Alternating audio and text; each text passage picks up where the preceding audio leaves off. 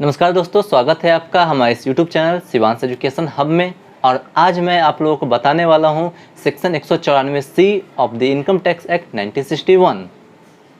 ये section TDS का सबसे इम्पोर्टेंट सेक्शन है, तो इसे अवश्य समझिएगा। इससे पहले अगर आपने हमारे इस चैनल को सब्सक्राइब नहीं किया है तो हमारे चैनल को प्लीज़ सब्सक्राइब करें और इस वीडियो को लाइक करना ना भूलें।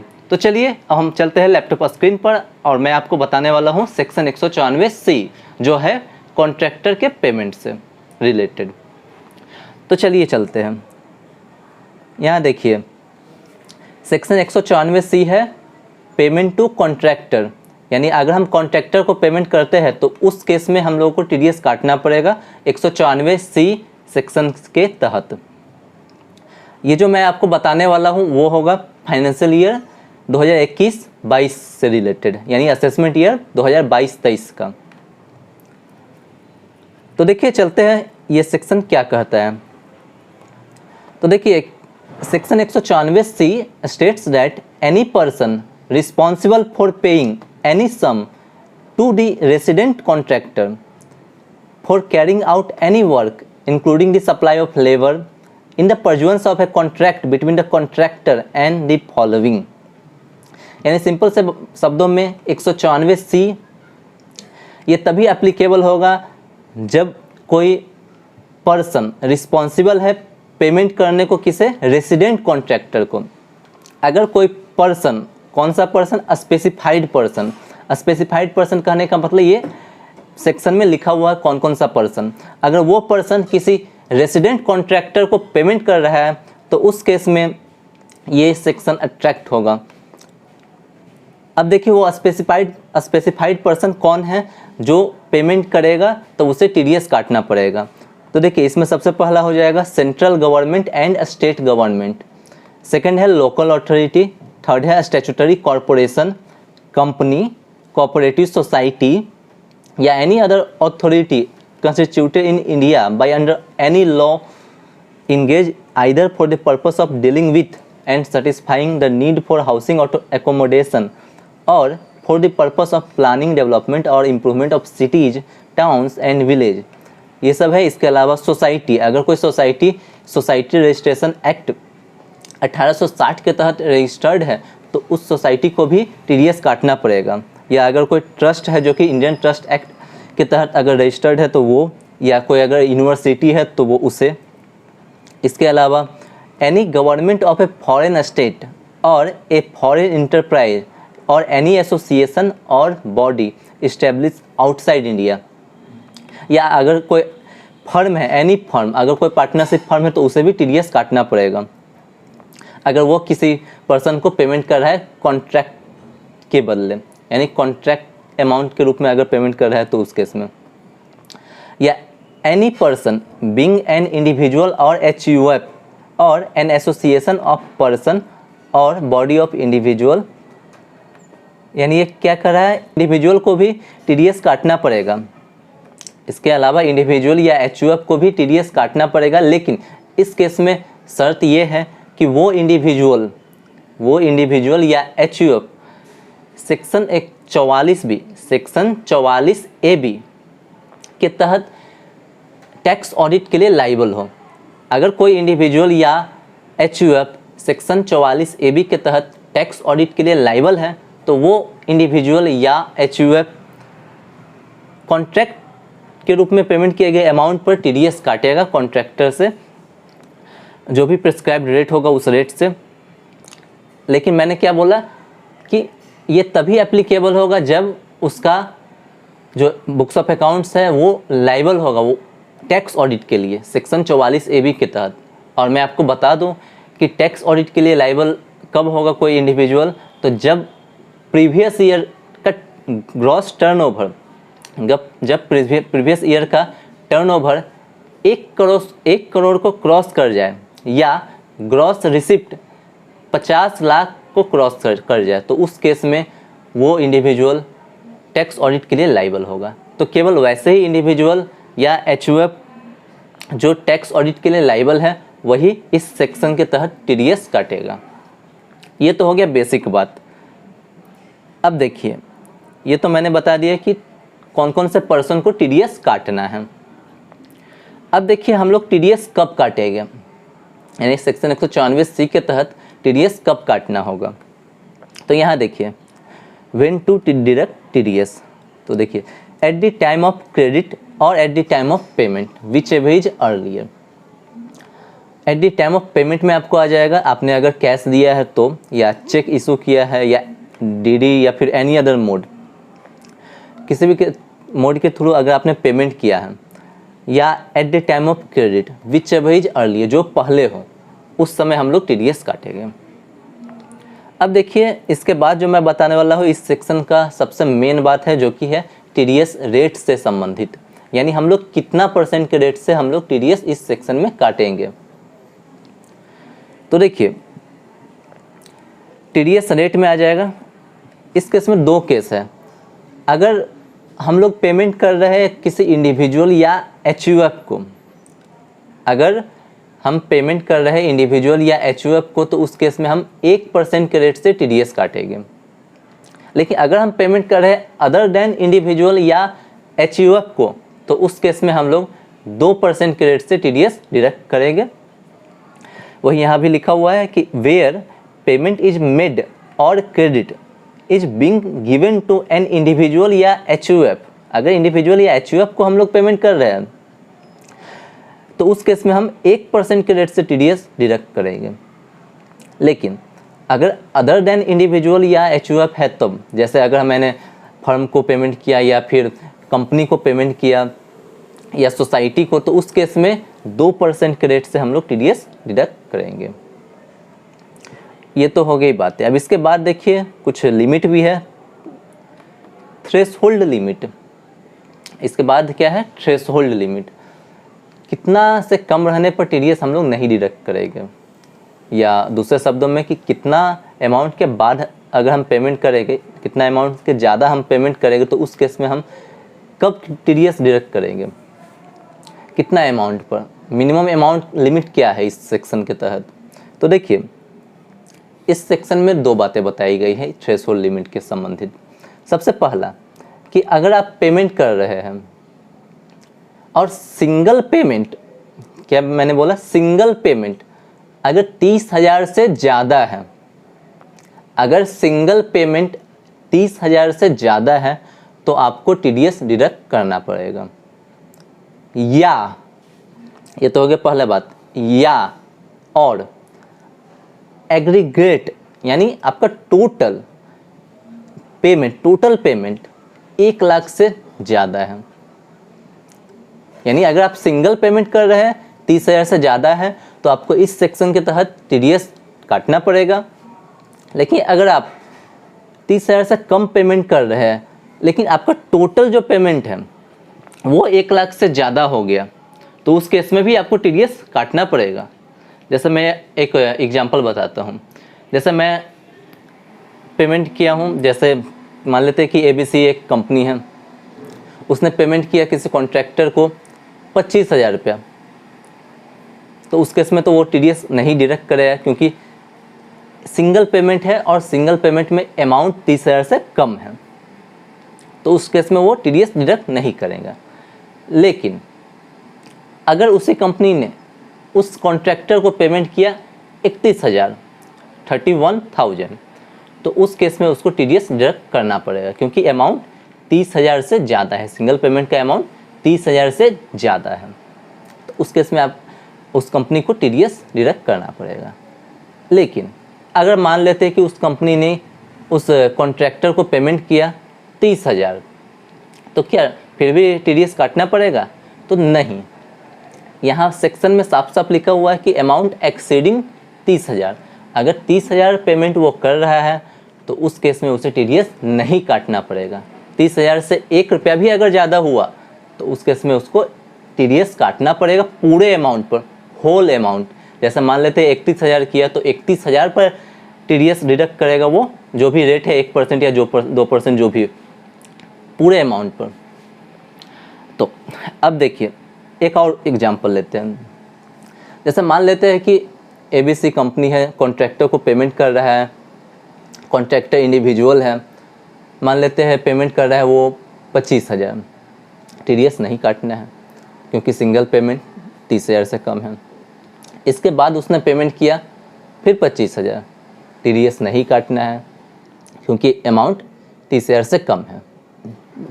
लेकिन इसके बाद उसने पेमेंट किया 60,000 का, इसके बाद उसने पेमेंट किया 60,000 का, तो इस केस में उसे TDS काटना पड़ेगा क्योंकि अमाउंट 30,000 से ज़्यादा है, क्योंकि अमाउंट 30,000 से ज़्यादा है तो इस केस में उसे TDS काटना पड़ेगा।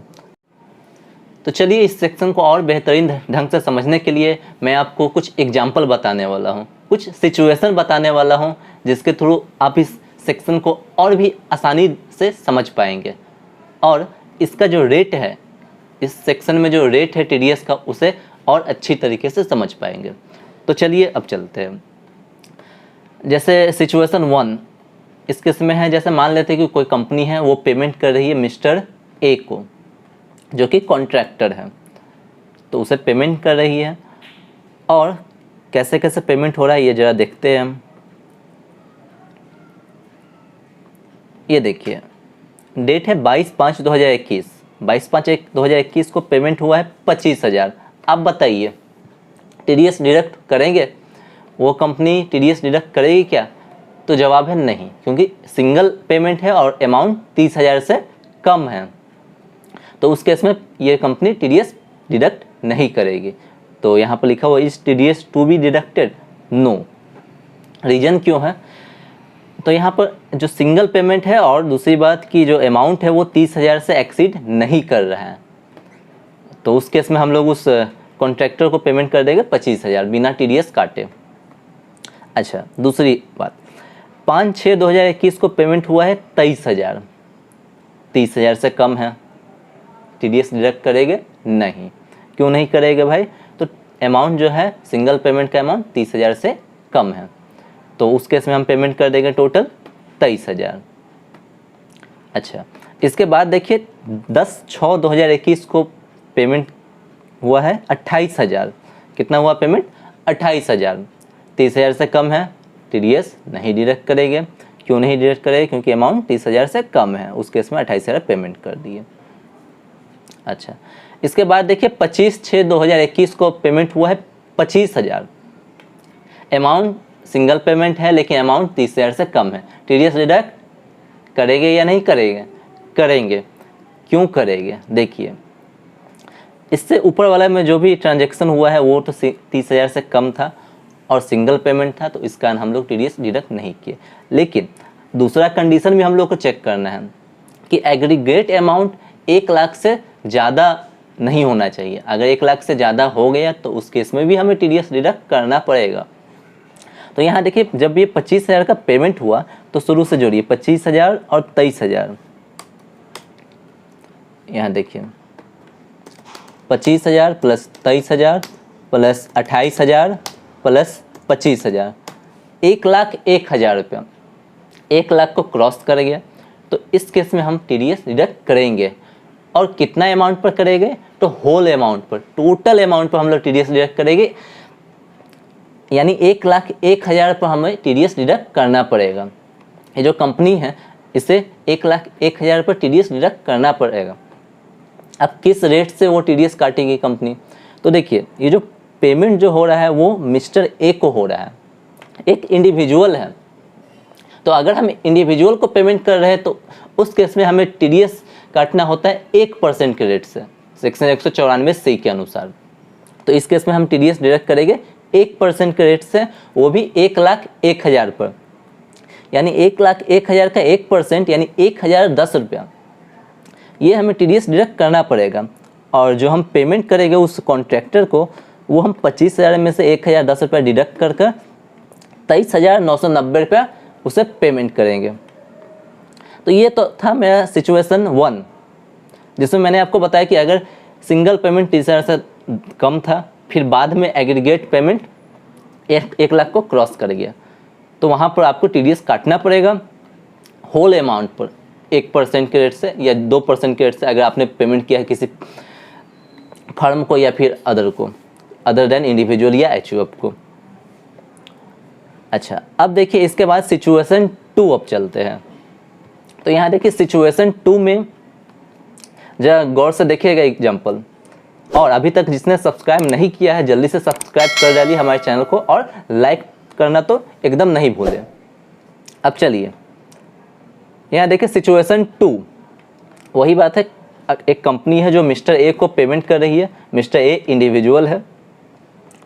22/5/2021 को पेमेंट किया गया 24,000। टीडीएस डिडक्ट नहीं करेगा क्योंकि अमाउंट 30,000 से कम है। सिंगल पेमेंट का अमाउंट 30,000 से कम है। 5/6 को पेमेंट किया गया 31,000।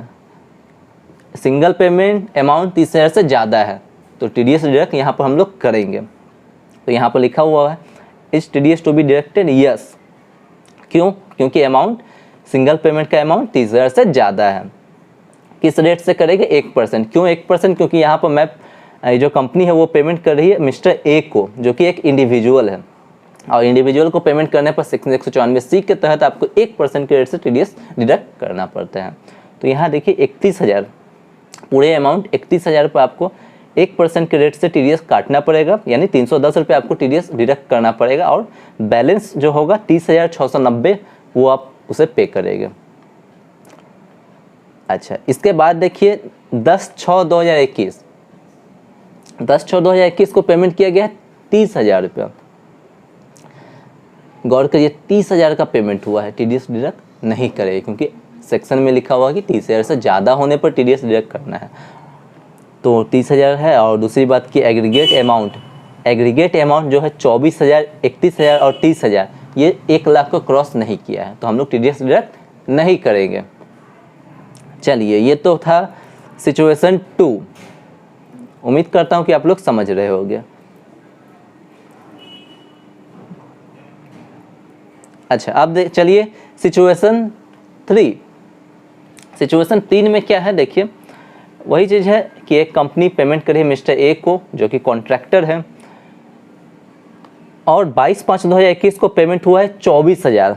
टीडीएस डिडक्ट नहीं करे क्योंकि सिंगल पेमेंट का अमाउंट 24,000 है, 30,000 से कम है, तो टीडीएस डिडक्ट नहीं करेगा और टोटल अमाउंट हम लोग उसे पे कर देंगे। इसके बाद देखिए 5/6/2021 को पेमेंट हुआ है 31,000। सिंगल पेमेंट अमाउंट 30,000 से ज़्यादा है, तो हम लोग टीडीएस डिडक्ट करेंगे। किस रेट से करेंगे? तो 1% के रेट से। कितना अमाउंट पर? 31,000 पर, टोटल अमाउंट पर। तो 31,000 का 1% 310, और पेमेंट हम लोग कर देंगे 31,000 माइनस 310। टीडीएस डिडक्ट करने के बाद 30,690 हम उसे पेमेंट करेंगे। अब चलिए यहाँ है 10/6/2021 को पेमेंट किया गया है 28,000। सिंगल पेमेंट 30,000 से कम, टीडीएस डिडक्ट नहीं करना है, लेकिन इसके साथ साथ एग्रीगेट वाला भी नियम हम लोग चेक कर लेंगे।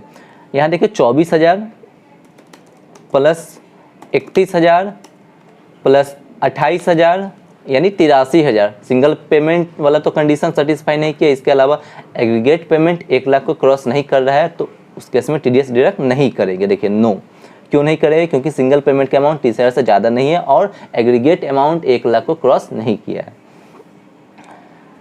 अब देखिए लास्ट में है 25/6/2021 को पेमेंट किया गया है 20,000। तो इस 20,000 पर क्या टीडीएस डिडक्ट होगा? यस होगा, भले ही वो 30,000 से कम है, लेकिन फिर भी टीडीएस डिडक्ट करेंगे। क्यों करेंगे भाई? क्योंकि दूसरा कंडीशन एग्रीगेट 1 लाख को क्रॉस कर गया, तो उस केस में आपको टीडीएस डिडक्ट करना पड़ेगा। तो यहाँ देखिए 1 लाख को क्रॉस कर गया है, यहाँ पहले इससे पहले तक 83,000 था और यहाँ 20,000, यानी 1,03,000 टोटल हो गया 1,03,000। तो हम लोग टीडीएस डिडक्ट करेंगे। सवाल ये यहाँ पर उठता है कि टीडीएस डिडक्ट हम लोग कौन से अमाउंट पर करें? 1,03,000 पर करें, या इसमें से 31,000 जो जिस पर मैंने टीडीएस पहले ही काट लिया था उसको घटाने के बाद करें? तो जी हाँ, सही आपने पकड़ा। 1,03,000 में से 31,000 आपको पहले घटाना पड़ेगा। क्यों घटाना पड़ेगा? क्योंकि उस पर आपने टीडीएस पहले काट ही लिया है। डबल टीडीएस डिडक्शन नहीं करेंगे आप। जो पहले टीडीएस काट लिया है तो उस अमाउंट को हम लोग घटा देंगे, यानी 1,30,000 में से हम लोग घटा देंगे 31,000, और जो 72,000 होगा उस 72,000 पर आपको 1% के रेट से टीडीएस काटना पड़ेगा, यानी अमाउंट 720 रुपये आपको टीडीएस काटना पड़ेगा। और 720 रुपये आप कौन से अमाउंट में से काटेंगे? तो लास्ट जो पेमेंट जो किया है आपने 20,000, उसमें से 720 रुपये आप डिडक्ट करिए और बैलेंस जो है 19,280 वो आप उस कॉन्ट्रैक्टर को पेमेंट करेंगे। तो ये था मेरा सिचुएशन 3। और इसके बाद मैं आपको बताने वाला हूँ कि अगर आप पेमेंट कर रहे हैं किसी फर्म को तो उस केस में आपको TDS डिडक्ट करना पड़ता है 2% के रेट से। किस रेट से? 2% के रेट से। तो यहाँ देखिए, जैसे एक एग्जांपल है 22/5/2021 को पेमेंट किया गया 24,000, तो कंडीशन है कि 30,000 से कम है तो TDS आपको नहीं काटना। 30,000 से कम है TDS आपको नहीं काटना। अच्छा, इसके बाद है 5/6/2021। इसमें आपने पेमेंट किया है 31,000, सिंगल पेमेंट और अमाउंट 30,000 को क्रॉस कर रहा है, तो उस केस में आप TDS डिडक्ट करेंगे। किस अमाउंट पर करेंगे? तो 31,000 का 2%। यहाँ पर देखिए 31,000 का 2%। क्यों 2%? क्योंकि आपने पेमेंट किया है फर्म को, अदर देन इंडिविजुअल या HUF को।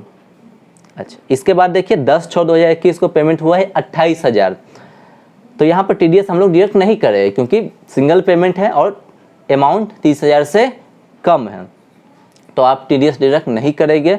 और जो एग्रीगेट वाला नियम है वो यहाँ पर सेटिस्फाई नहीं होता है क्योंकि 24,000, 31,000, 28,000 1 लाख को क्रॉस नहीं कर रहा है। 1 लाख को क्रॉस नहीं किया तो TDS नहीं काटेगा। अब देखिए इसके बाद 25/6/2021 को है 20,000 का पेमेंट, लेकिन यहाँ पर TDS काटना पड़ेगा आपको। क्यों काटना पड़ेगा? क्योंकि यहाँ पर एग्रीगेट अमाउंट 30,000 को क्रॉस कर रहा है। और जो एग्रीगेट अमाउंट है वो कितना है जरा देख लेते हैं।